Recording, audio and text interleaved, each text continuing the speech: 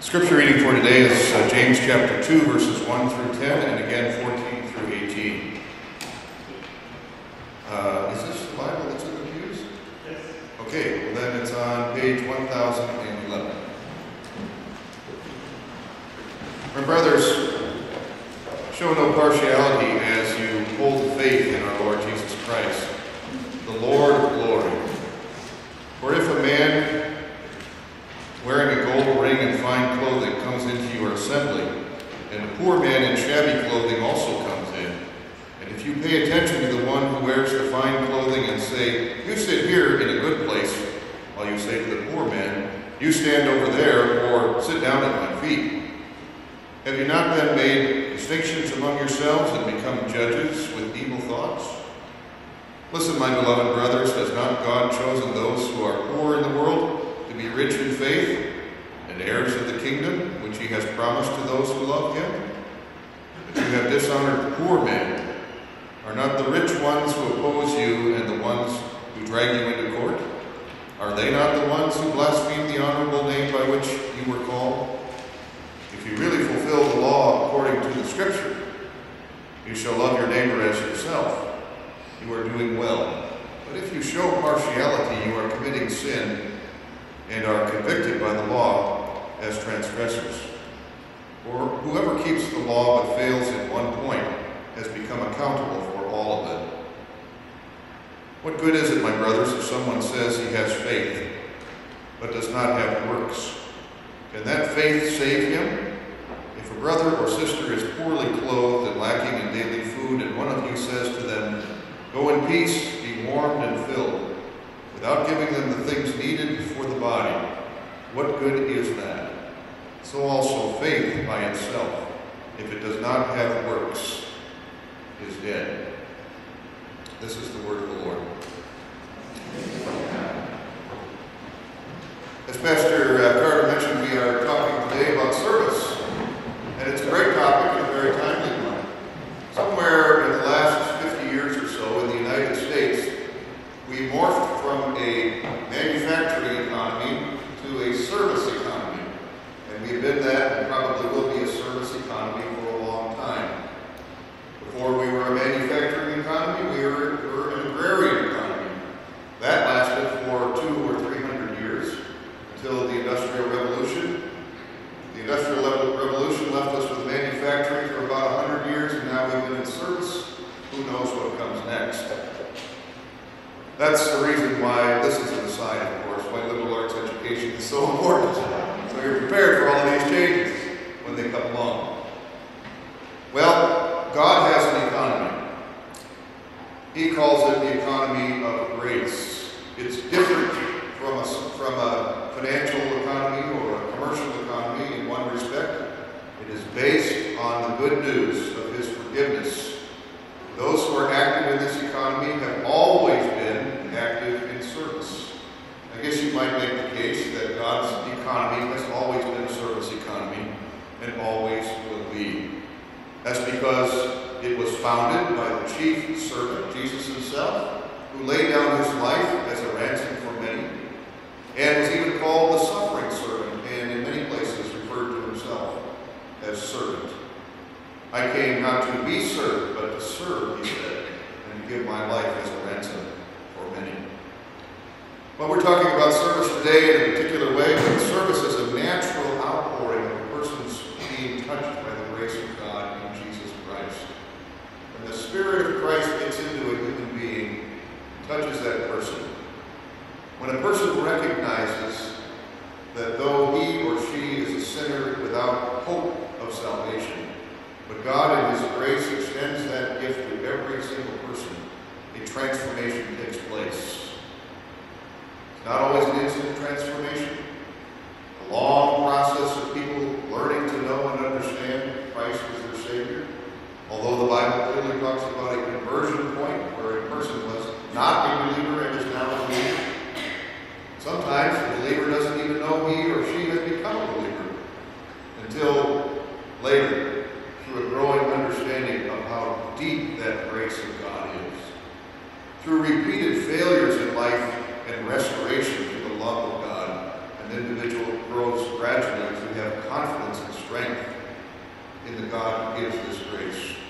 And then to believe that they were created for something purposeful in regard to service.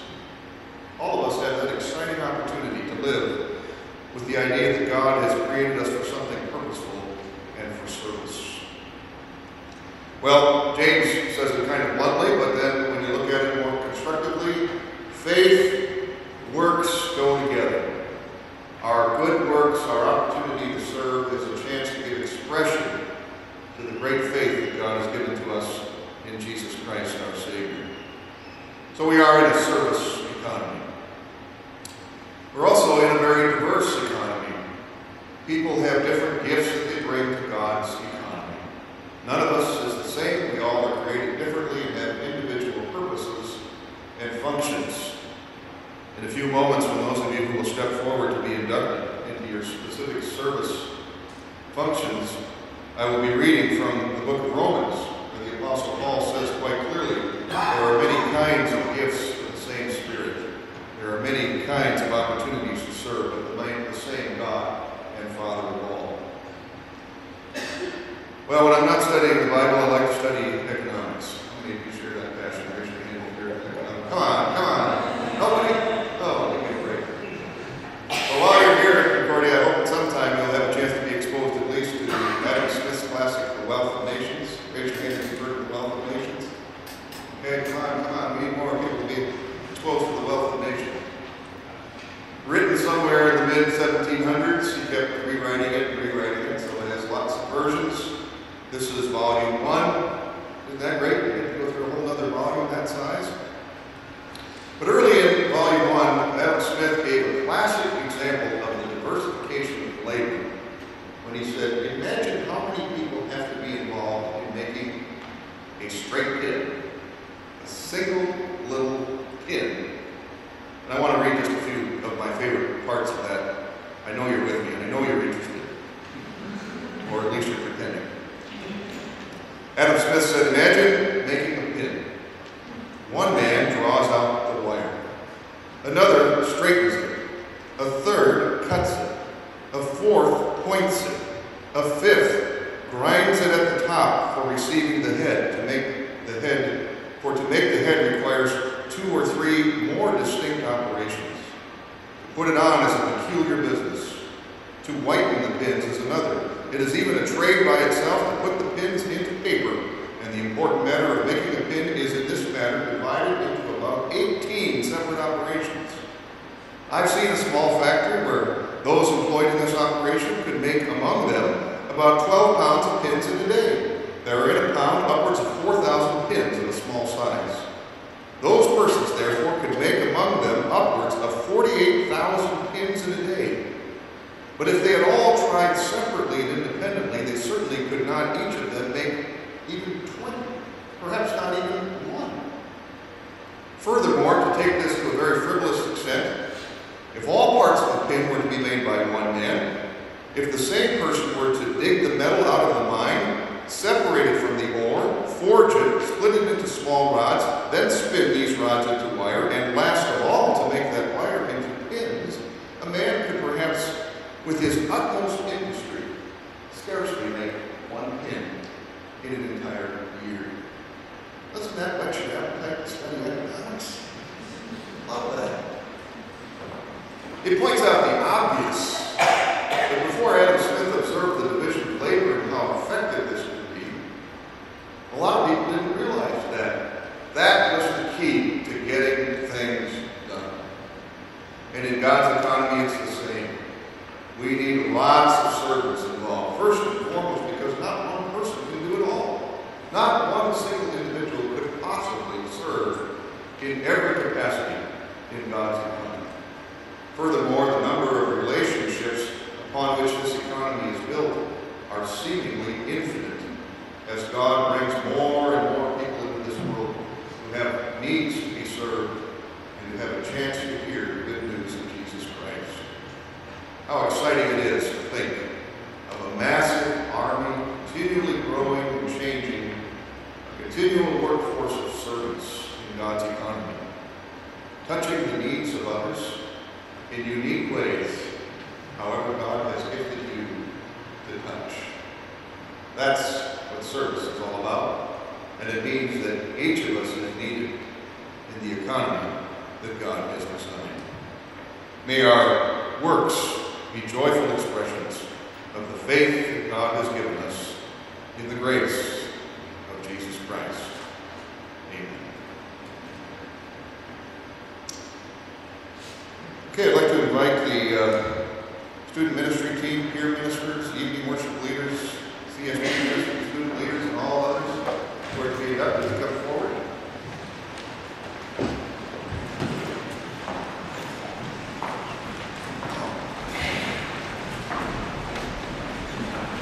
Big group. You should go into a big making business with this group.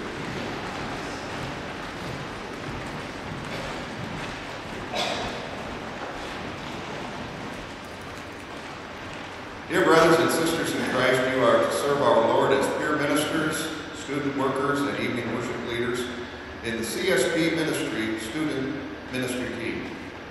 Hear what the Holy Scripture has to say about those who serve in the church. By the grace given to me, I say to everyone among you, not to think of himself more highly than he ought to think, but to think with sober judgment, each according to the measure of faith that God has assigned.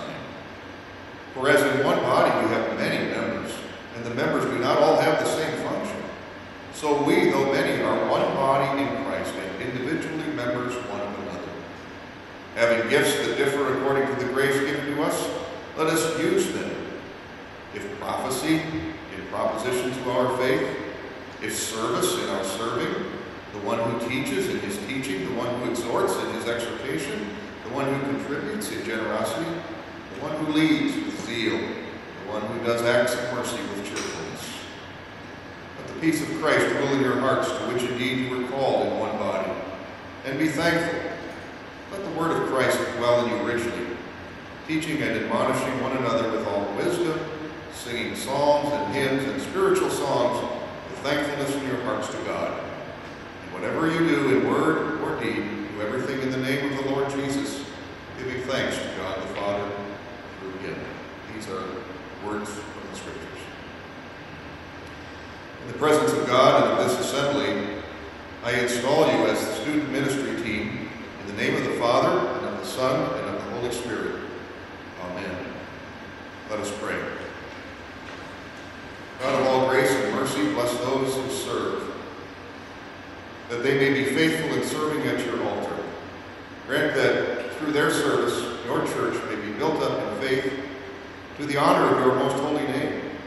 Through Jesus Christ, your Son, our Lord, who lives and reigns with you and the Holy Spirit, one God, now and forever. Amen. O Lord God, visit these new student leaders with your love and favor. Enlighten their minds with the light of your gospel. Place in their hearts a love of the truth and increase in them true faith. Nourish them with your goodness and of your great mercy. Keep them in your love, that they may be faithful in their service. Through Jesus Christ, your Son, our Lord, who lives and reigns with you and the Holy Spirit, one God, now and forever. Amen. Well, in your life of service, go now in the name of the Lord. Be steadfast and immovable, always abounding in the work of the Lord, knowing that in the Lord your labor is not in vain. The Almighty and most merciful God, the Father, the Son, and the Holy Spirit bless and preserve you. Amen. And return to your seats as we continue the prayer for the day.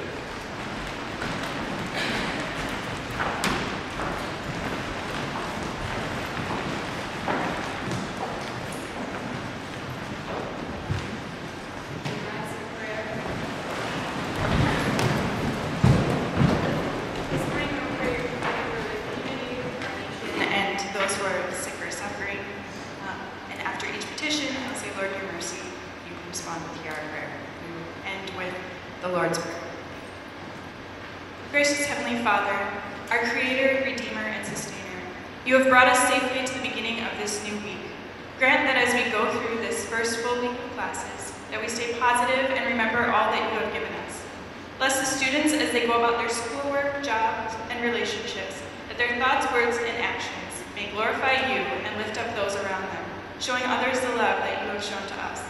Be with all the athletic teams and organizations as they travel Keep them safe and in good health, physically and mentally, so that they may be successful in their endeavors. Lord, in your mercy. Lord God, you have blessed the Concordia community with an abundance of gifted student leaders. We thank you today especially for the student ministry team, for their servant hearts and willingness to guide and assist CSP ministry and their peers. Send your Holy Spirit to be with them so that they can successfully serve, comfort, and reach out to those in the community who need it. May their talents, efforts, and lives be a witness to your grace and mercy to all those who see them. Lord, in your mercy. Merciful Father, attend to the needs of all who are sick or suffering, especially those who have recently been affected with natural disasters, especially those who suffered tornadoes this past weekend in New York City. Heal their bodies, strengthen them in times of anxiety, and deliver them from every evil of body and soul. Comfort as well all those who mourn. In the midst of their sadness, bring hope that they may hold fast to the promise that Jesus' resurrection from the dead brings for all those who die in the faith. Lord, in your mercy. Almighty God, remember our nation and all those who serve or are vying to serve in positions of public trust. Bless them and make them a blessing, that they may faithfully and honorably fulfill their callings. Lead our citizens to exercise their civic duties with wisdom, especially in the upcoming national election, so that we may elect candidates who will lead our country in ways that please you. Lord, in your mercy. Father, the source of all life and the life that never ends, receive our prayers this day that we offer to you as we join together in the prayer you taught us. Our Father, who art in